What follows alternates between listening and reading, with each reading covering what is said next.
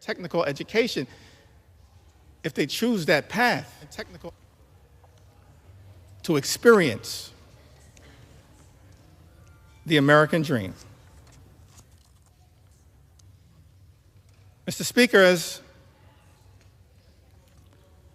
I perhaps approach the end of this particular journey,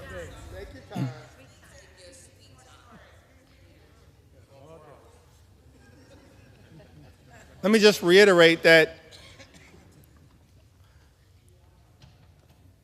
as House Democrats, we maintain from the very beginning of this Congress, we acknowledged the election of President Donald Trump, offered to work with our colleagues on the other side of the aisle whenever and wherever possible in order to make life better for the American people, to stand up for the things that matter, not as Democrats, independents, or Republicans, but as Americans. But the route, Mr. Speaker, that has been taken, that by House Republicans is to go it alone and to try to jam this one big ugly bill filled with extreme right-wing policy priorities down the throats of the American people. That's why, in good conscience, we can't stand here, Mr. Speaker, and support this effort, this one big ugly bill that hurts everyday Americans and rewards billionaires with massive tax breaks. America is too expensive. Housing costs are too high. Grocery costs are too high. Childcare costs are too high. Energy costs are too high. Insurance costs are too high. America is too expensive. President Trump and House Republicans promised to lower costs on day one. Mr. Speaker, but costs aren't going down, they are going up. The policies unleashed by the Trump administration have been so chaotic, so all over the place, so much uncertainty has been created that the economy is being run off track, and nothing has been done to lower the high cost of living.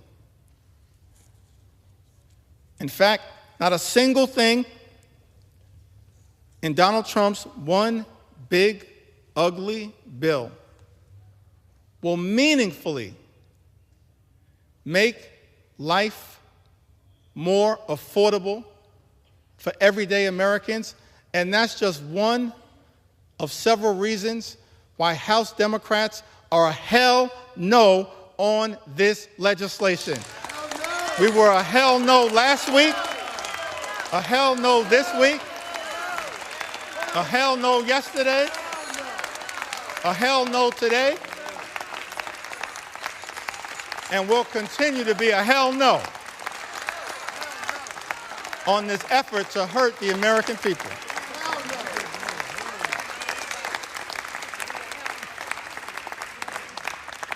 And I note for the record, Mom, hell is in the Bible.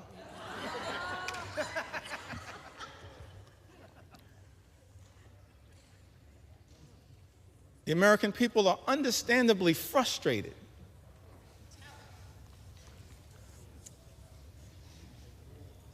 by the high cost of living. Yes, they're frustrated by the unprecedented assault on the American way of life, on our democracy, on the rule of law, on due process, on health care, on Social Security, on nutritional assistance, but it's my sincere hope that we can find a path forward to actually address for the American people some of the underlying sources of their frustration. The fact that people, far too many people, you've heard the stories, Mr. Speaker. And that's just a fraction of the stories that have been shared with us, members of the United States House of Representatives. Just a fraction of the stories that I've been able, on behalf of House Democrats, to enter into the record. They're frustrated by a lot of the things that have gone on in this country since January 20th. I'm frustrated by a lot of what has gone on, disgusted by a lot of what has gone on, Mr. Speaker, in this country since January 20th. We are better than this. But it's also important, one of the things that I hope, Mr. Speaker, we'll be able to address at some point is the source of the underlying frustration.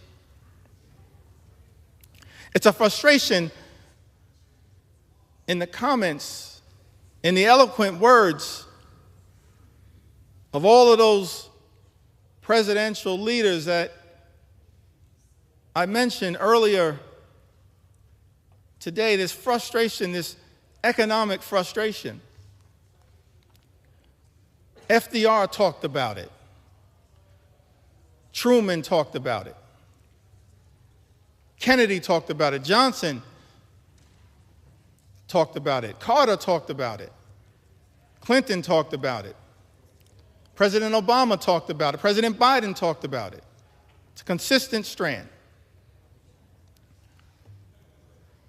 And while progress has been made in the United States of America, we've come a long way on behalf of working class Americans. There is still a way to go to ensure that in this great country, hardworking American taxpayers don't simply work hard and play by the rules just to survive, barely paycheck to paycheck, but are able to actually thrive. That's the America that we should all commit to work hard towards bringing about. Good paying job, good housing, good health care, good education for your children, and a good retirement. A fair shot at achieving the American Leap. A good retirement, let me reiterate it for the record, that means, Mr. Speaker, that people in this town need to keep their hands off the Social Security and the Medicare of the American people. Keep your hands off Social Security, Medicare, Medicaid, all of the things. Hands off.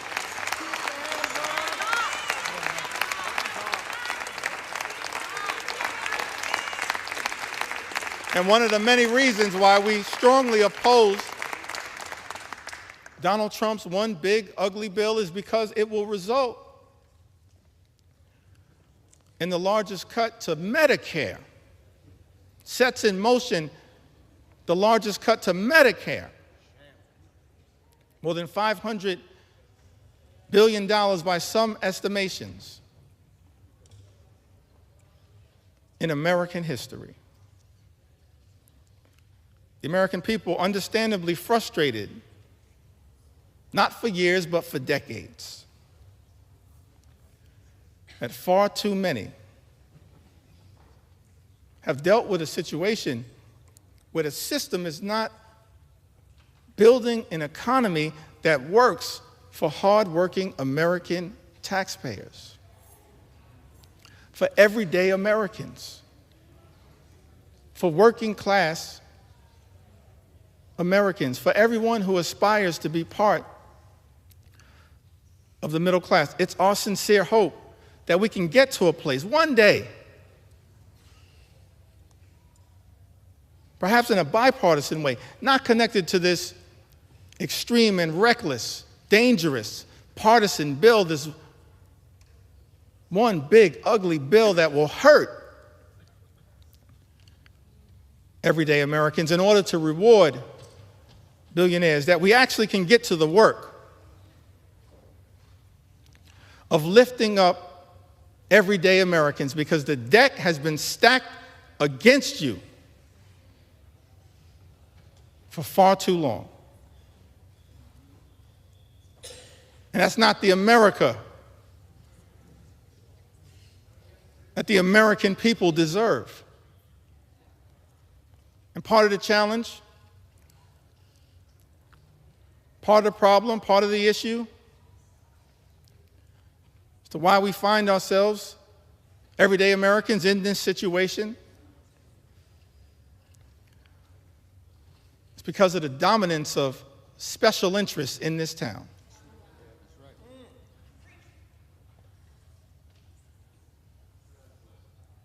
And this one big, ugly bill represents a massive giveaway to special interests in this country. And we reject special interests, because our job here in the United States of America, Mr. Speaker, is to protect the public interest at all times, today, tomorrow, always, and forever.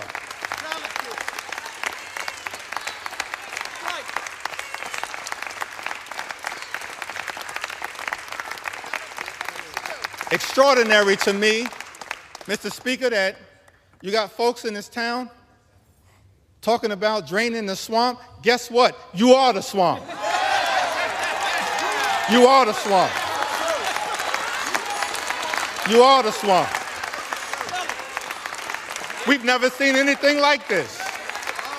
The type of corruption that has been unleashed on the American people and has poisoned, Mr. Speaker, this bill.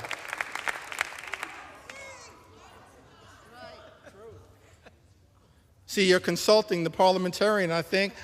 I said, people in this town.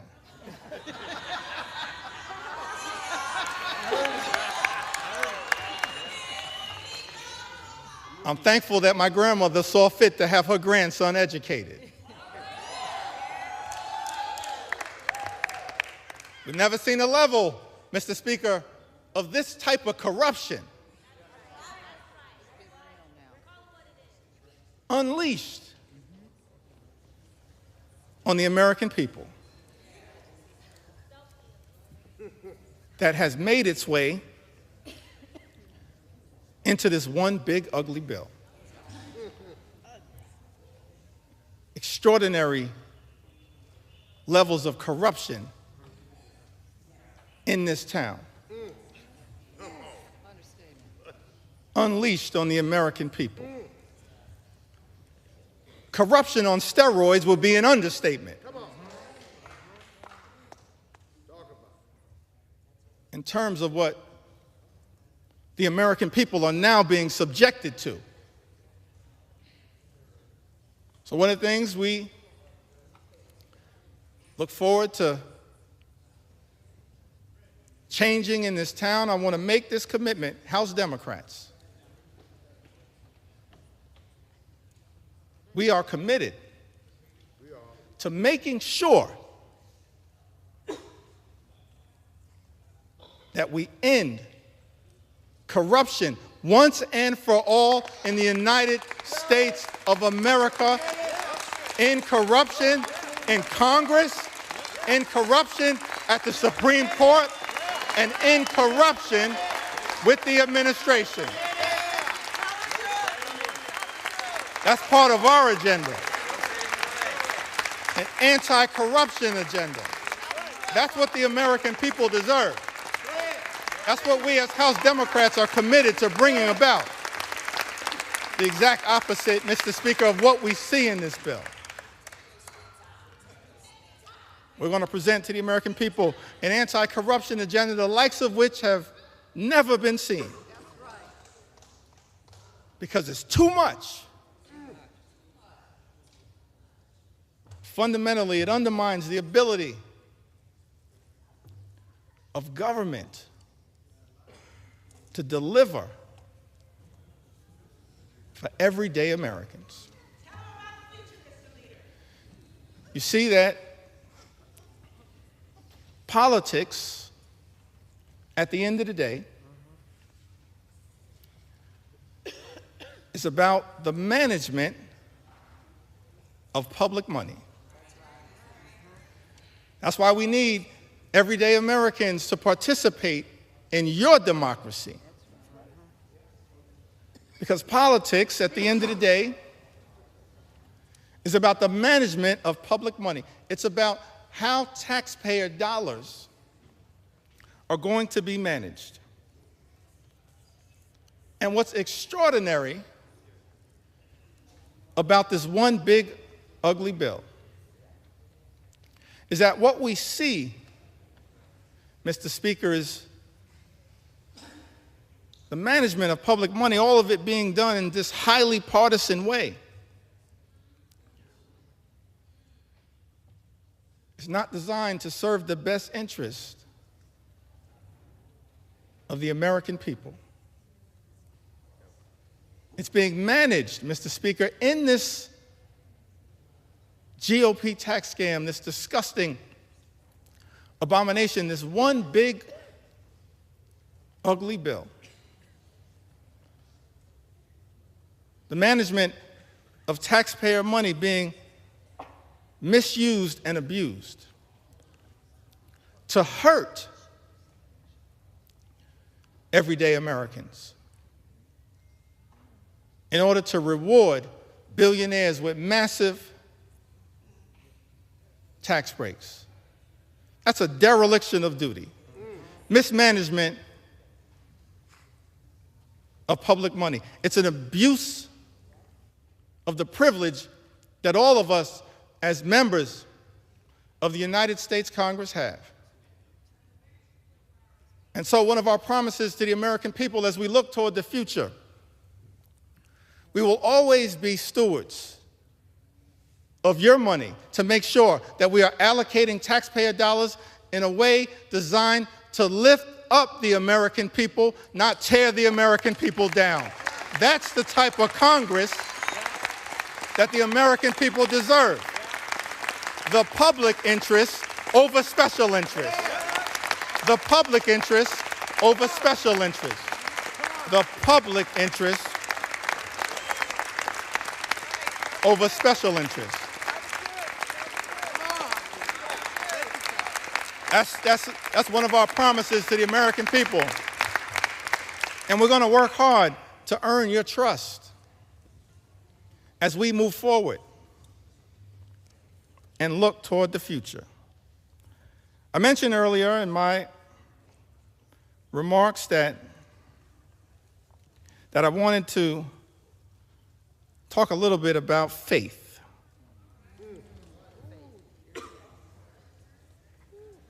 I grew up in the Cornerstone Baptist Church. Faith is the substance of things hoped for, the evidence of things not seen. We walk by faith, not by sight. You just have faith the size of a mustard seed. You can move mountains. We come this far by faith. Can't leave this floor, Mr. Speaker, without talking a little bit about faith. Talk about faith. Talk about faith. And I use faith in the broadest sense of the word. Proud of what we are in this country: Jewish faith, Muslim faith, Hindu faith, Buddhist faith, Christian faith. All faiths. That's the interesting thing. This rush to jam this reckless bill down the throats of the American people, all of it somehow connected to our 249th birthday that we're going to celebrate tomorrow, July 4th. A journey launched by the Declaration of Independence. And ultimately, this principle embedded in the First Amendment around the importance of faith, but also at the same time the importance of separating church and state. It's all in the First Amendment as interpreted by the Supreme Court. Don't have time, I think, to really deeply go into it, but you've got...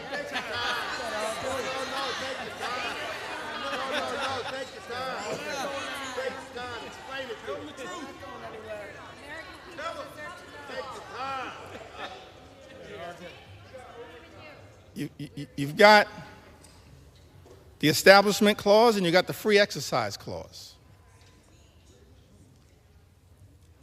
Framers of this country recognize the importance of faith, our journey of religion. I'm proud of my Christian faith. But I also recognize the importance of the plurality of all of us, men and women of faith, different religions. And also of the fact that here in America we embrace the religious and the secular. The religious and the secular. But on this question of faith, I alluded to it a little earlier. It seems to me that the Gospels, that the New Testament, there's some interesting parts of the Old Testament. I'm tempted to tell the story of King Nebuchadnezzar.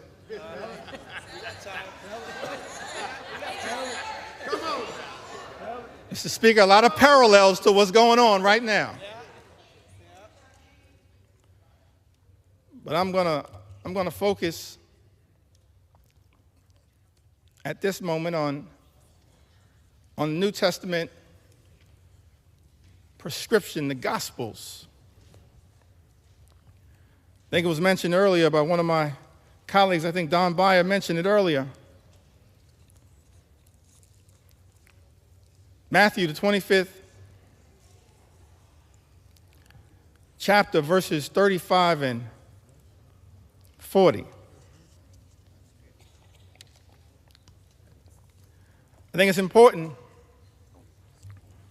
that at this time, in this moment,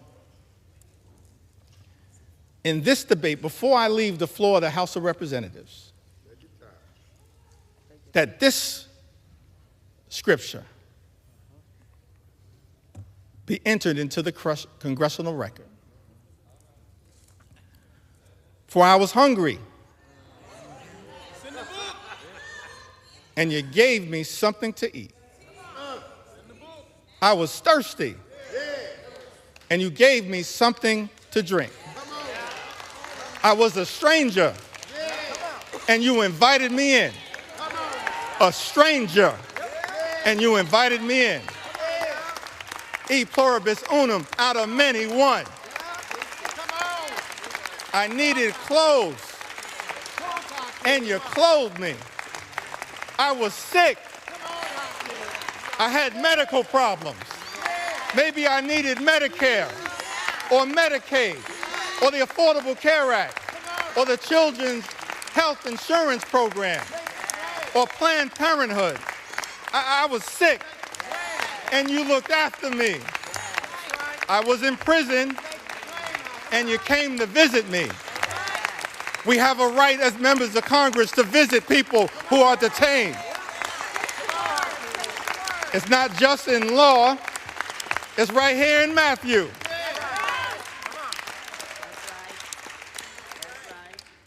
Then the righteous will answer him, Lord, when did we see you hungry and feed you? Or thirsty and give you something to drink? When did we see you a stranger and invite you in? Or needing clothes and clothe you? When did we see you sick or in prison and go to visit you? And of course, the reply from Jesus, truly, I tell you, whatever you did, whatever you did for one of the least of these brothers and sisters of mine, you did for me. That's what we should be doing here in the United States House of Representatives. Our job is to stand up for the poor, the sick, and the afflicted, the least, the lost, and the left behind, everyday Americans. That's what Matthew teaches us. And that's not what's happening in this one big ugly bill. That's not consistent with what my faith teaches me.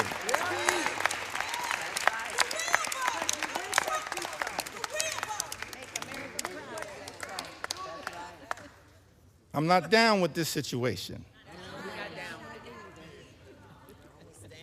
I'm not down with this situation.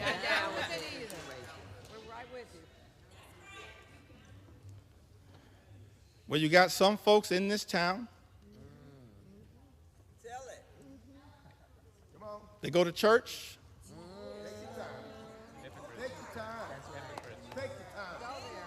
Mr. Speaker, I said some folks in this town, they go to church. And I'm not questioning anybody's faith. I'm just making an observation.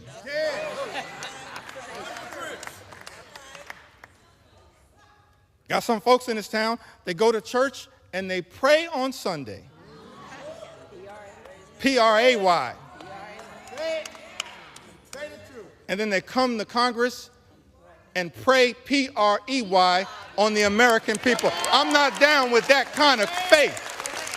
That ain't my faith. That's not our faith. That's not the faith that comes out of the gospel. I can't find that kind of faith in Matthew 25 and 35. I can't find that kind of faith. But I do see something else. Tell us what you see. Tell us what you see. Can I talk about it for a moment? Talk about it. Talk about it. Take your sweet time. Take your sweet time. Take your time. I do see something else, kind of what I'm seeing connected to this one big ugly bill. I don't know if this was an inspiration to this extraordinary assault on the American people, this corrupt piece of legislation. But when I look over my Bible, and this is going to come from John, it's not going to come from 2 Corinthians, although the Apostle Paul has a lot to say about that. And, Mr. Speaker, I said 2 Corinthians, not 2 Corinthians.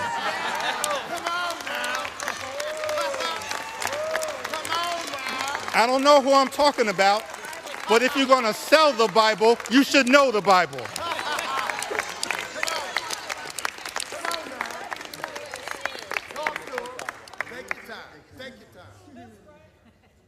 trying to figure out, because it's not in Matthew. That's right. 25, 35 to 40, but I did see something in John. Go ahead now. Tell us what you said. Tell us what you said. John 10 and 10. This frightens me in this moment that we're living in. It says the thief comes only to steal, kill, and destroy. It's incredible to me that we're here dealing with a piece of legislation literally that steals money from everyday Americans, from hardworking American taxpayers. Steals money from Medicaid, Medicare, the Affordable Care Act, supplemental nutritional assistance, steals money from Pell Grants, from the education of our children, from energy assistance programs. Thief comes only to steal Come on, steal. and kill. Well done. I don't say this lightly, Mr. Speaker, but we stand behind this point. That when you try to take health care away, Yes.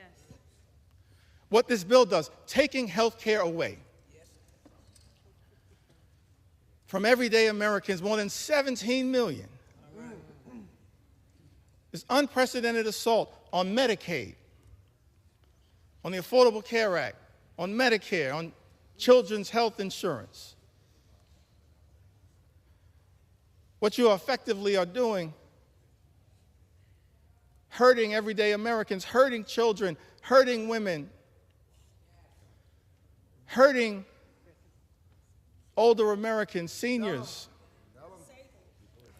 people with disabilities. Nursing homes will close. Tell them what they're doing. Hospitals will shut down. Let them know what they're doing. Community-based health clinics Tell them. unable to operate.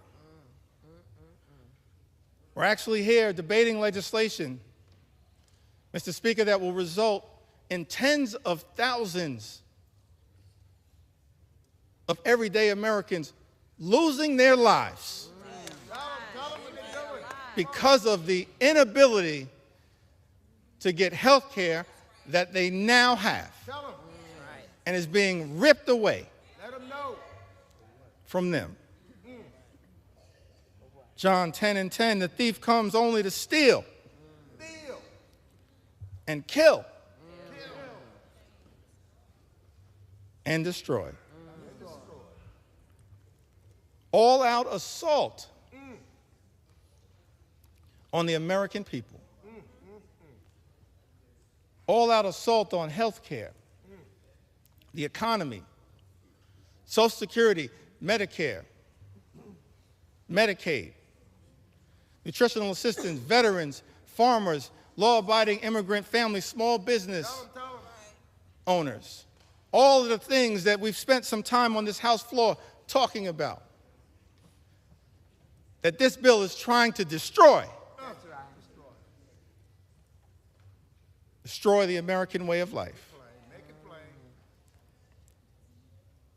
Can't find anything in the Bible in the New Testament, certainly not in Matthew 25 and 35.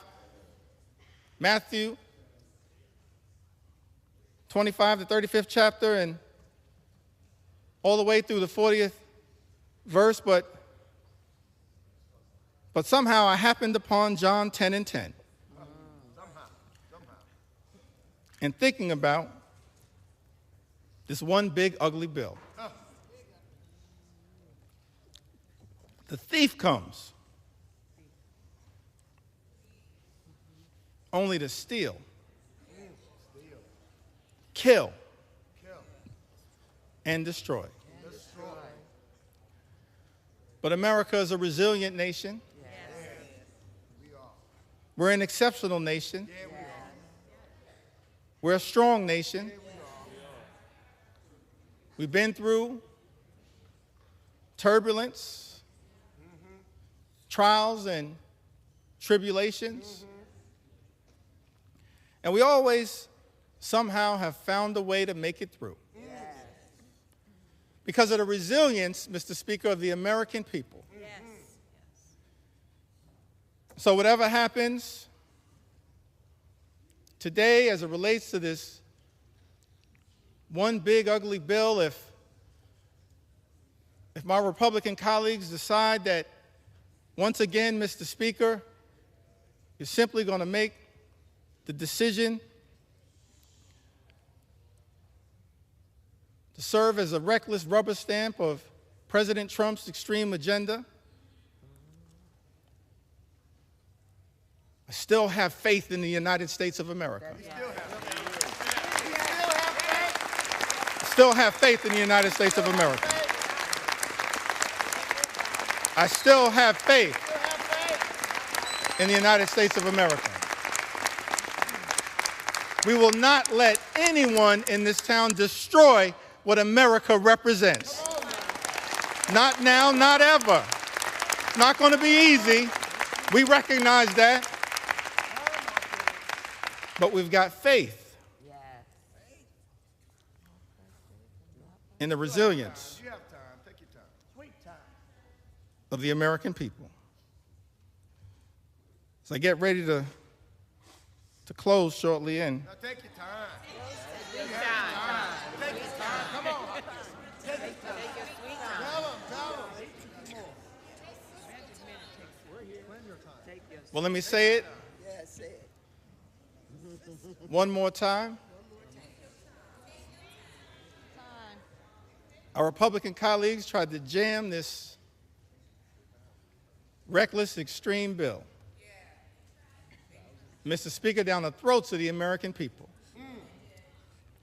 Had the nerve to start this debate at 3:28 a.m. in the middle of the night.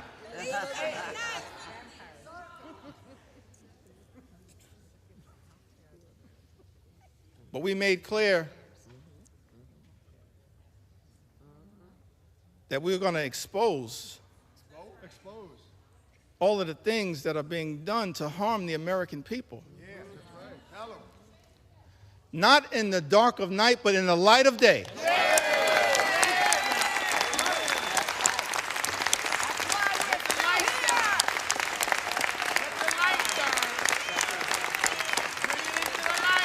This little light of mine, we're going to let it shine on behalf of the American people.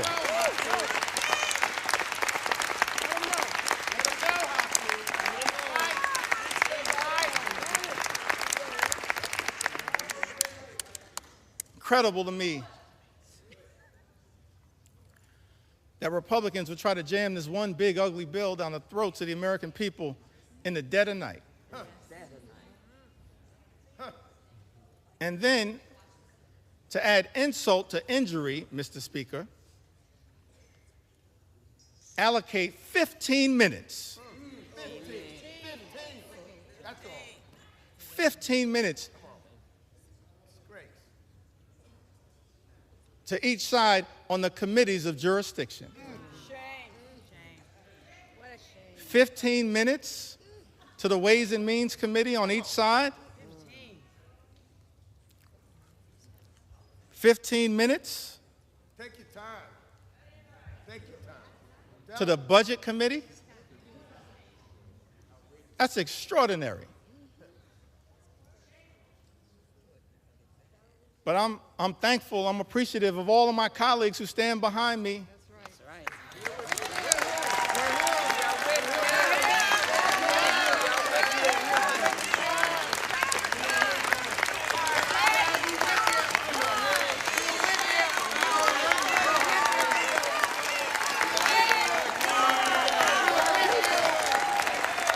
thankful.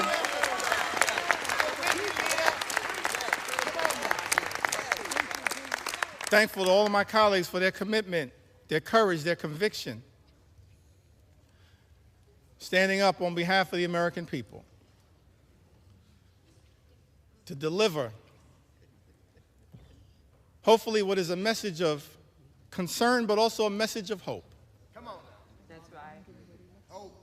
We got to fight a lot of battles on behalf of the American people. It's not over. Fighting a lot of battles on behalf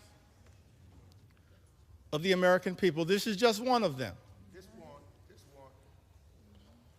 But we wanted to make sure that the American people had an opportunity to fully and more completely understand,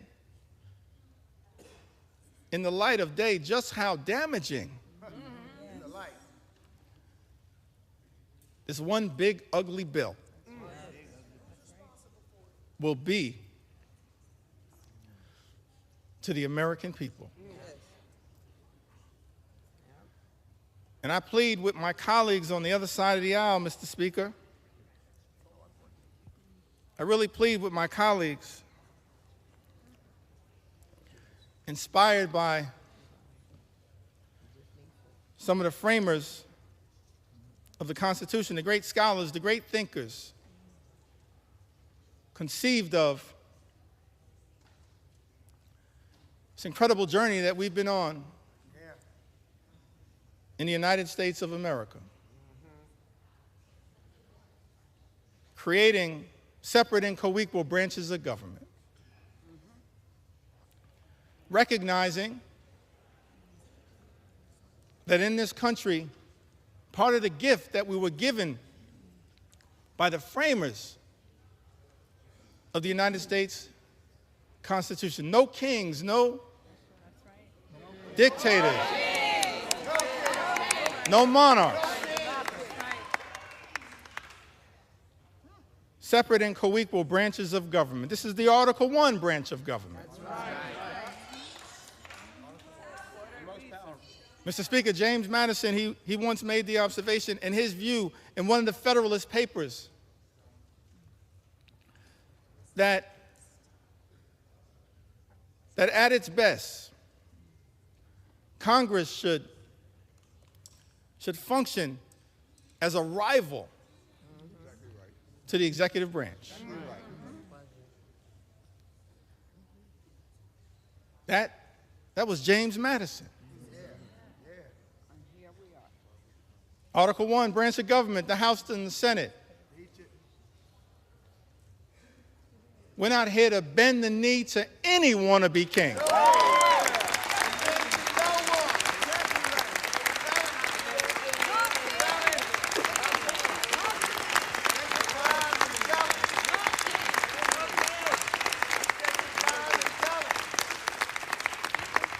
Mr. Speaker, we're not here to bend the knee to any wannabe king.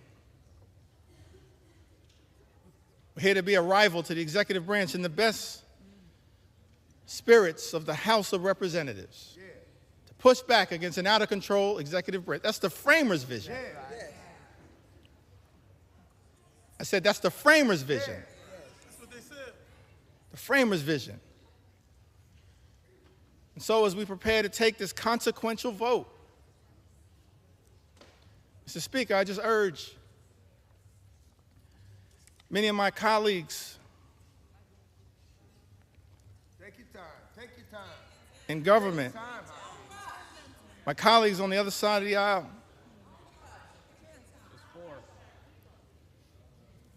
Mr. Speaker, we don't work for President Trump. That's right. We don't work for J.D. Vance. That's right.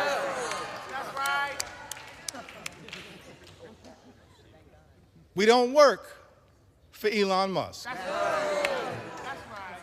Mr. Speaker, as all of us prepare to cast this vote, I hope my Republican colleagues will come to the conclusion that we work for the American people.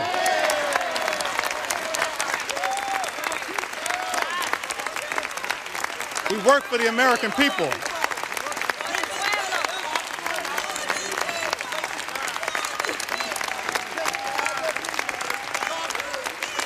We don't work for any president. We work with American presidents.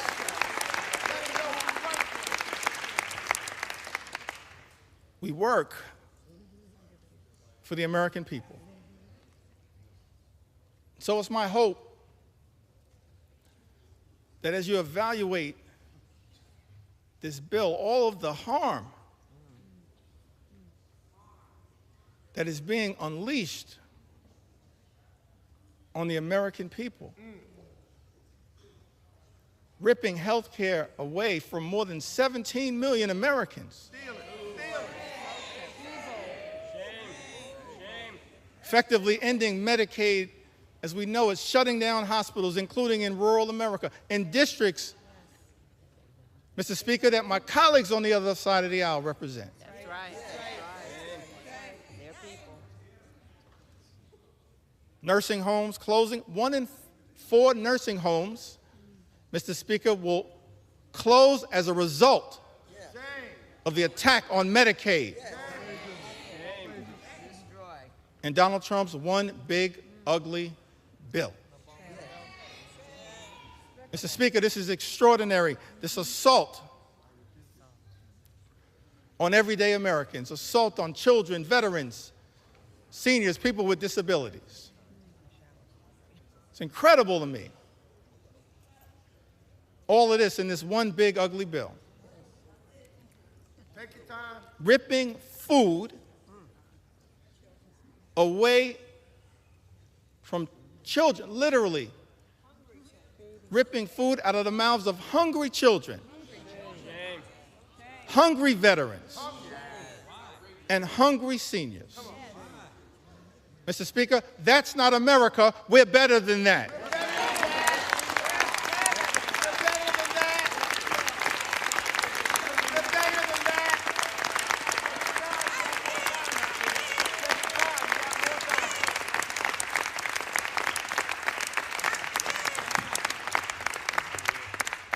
Mr. Speaker, we're better than that. Ripping food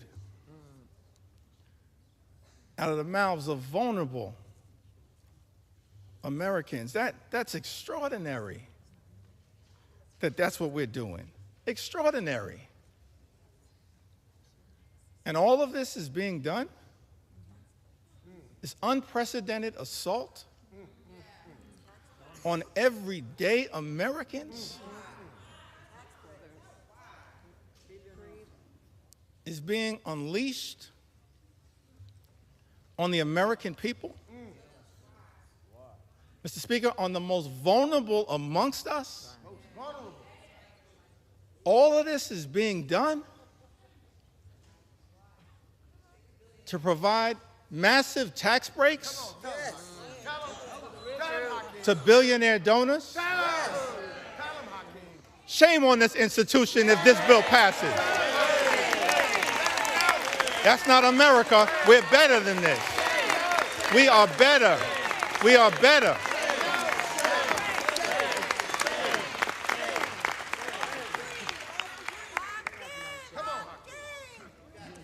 We are better than this. I think that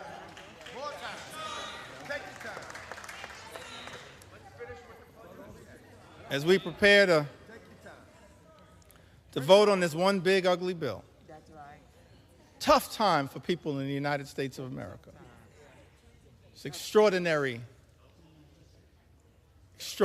extremism unleashed on the American people. Mr. Speaker, my colleagues on the other side of the aisle promised to address the high cost of living. Nothing in this bill will meaningfully lower the high cost of living in the United States of America. Nothing. It's incredible to me. All of the promises that were made by some people in this town. That the top priority was going to be to lower the high cost of living in the United States of America. And then, all of last year, ran away from Project 2025. Come on, man. Come on. Acted like it didn't exist. That's right. And then, Mr. Speaker, people come to town, they're in the majority now, and every single part of the extremism that we've seen unleashed on the American people is connected to Project 2025.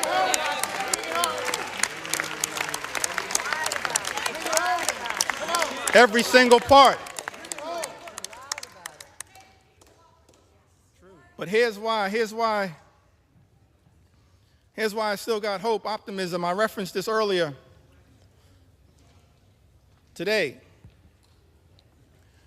as we prepare to experience the 249th birthday of the United States of America. Yeah. Take it back to that original document. Yeah. Declaration of Independence, 1776. Mr. Speaker, it had the aspirational part. We hold these truths to be self-evident, that all men are created equal, Yeah. Come on now. Bring it home. endowed by their Creator with certain Yeah. unalienable Bring it home. rights, Come on now. that among these are life, liberty, and the pursuit of happiness. Come on. Come on. That's the aspirational part of the Declaration of Independence. Yeah.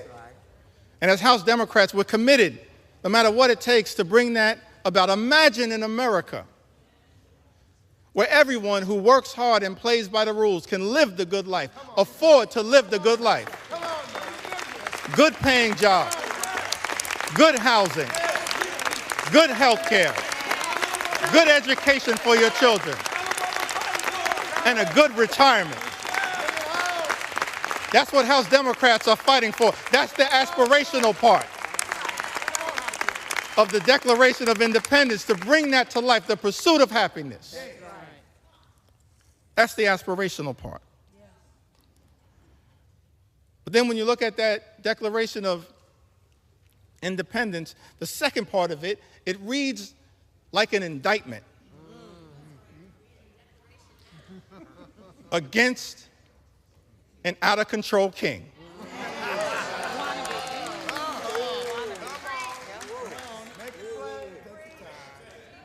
Reads like an indictment against an out-of-control king. I commend all Americans, perhaps sometime tomorrow, I'm going to do this myself, read that document in its entirety. And why was that indictment issued?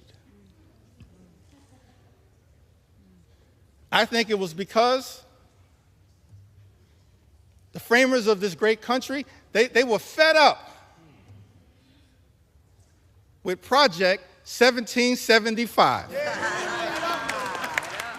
And so they implemented Project 1776. So I know that there are people concerned with what's happening in America, but understand what our journey teaches us is that after Project 2025 comes Project 2026. And you will have an opportunity to end this national nightmare as part of Project 2026. I love the framers. They gave us a blueprint for what should give us hope in this moment. That's right. I think that I want to close by referencing Take your sweet time.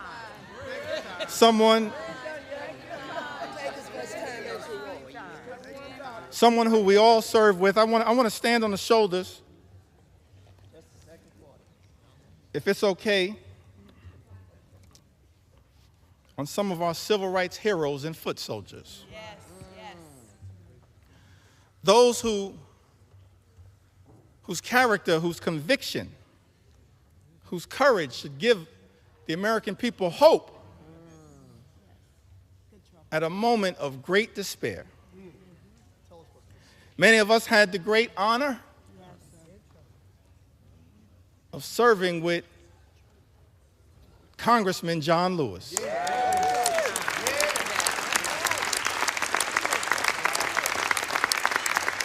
The great honor, Mr. Speaker, to serve with Congressman John Lewis. That's right. And I came across something that John Lewis said in June of 2028,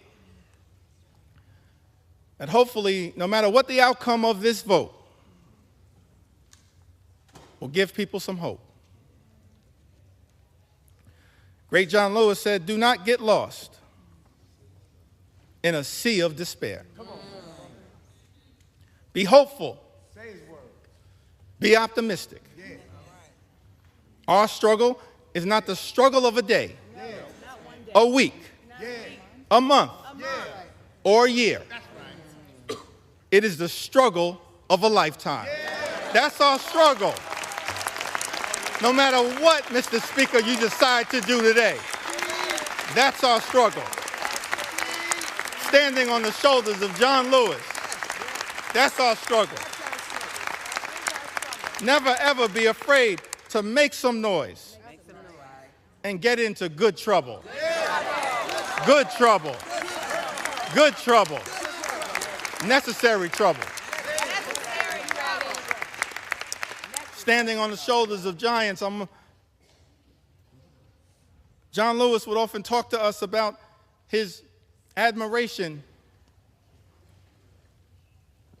for Dr. Martin Luther King Jr. Dr. King, who would refer to John Lewis as the boy from Troy. The boy from Troy. Now, what's interesting to me, that civil rights movement, we can learn a lot from it. Started December of 1955. And Rosa Parks sat down on that bus so that all of us could have the courage to stand up. That's right. Wasn't an easy struggle. All the odds were stacked against these civil rights heroes and foot soldiers. And during the early days of the movement, a difficult part of the movement, Dr. King, after they've been targeted, arrested, beaten, harassed by the authorities,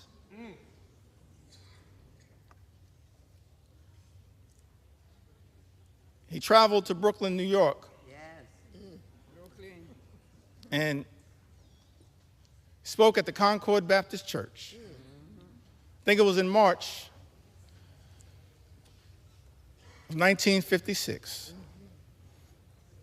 And he said to a group of people of every race, every religion, every life experience, the Concord Baptist Church in Bedford-Stuyvesant, said to them, no matter what the odds, we've got to press on. Press on. Dr. King said that if you can't fly, run. That's right.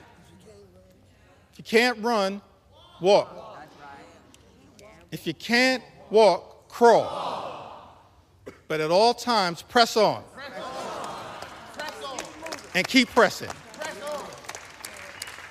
And so as I take my seat, I just want to say to the American people that no matter what the outcome is on this singular day, we're going to press on. We're going to press on.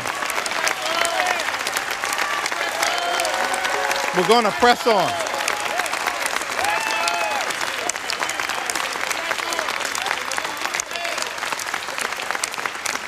We're going to press on for our children, press on for our seniors, press on for our veterans, press on for our unions, press on for our farmers, press on for our dreamers, press on for working class Americans, Press on for the middle class.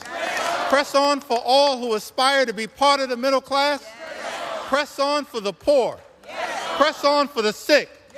Press on for the afflicted. Press on for the least. Press on for the lost. Press on for the left behind. Press on for the rule of law. Press on for the American way of life. Press on for democracy. We're going to press on until victory is won. I yield back.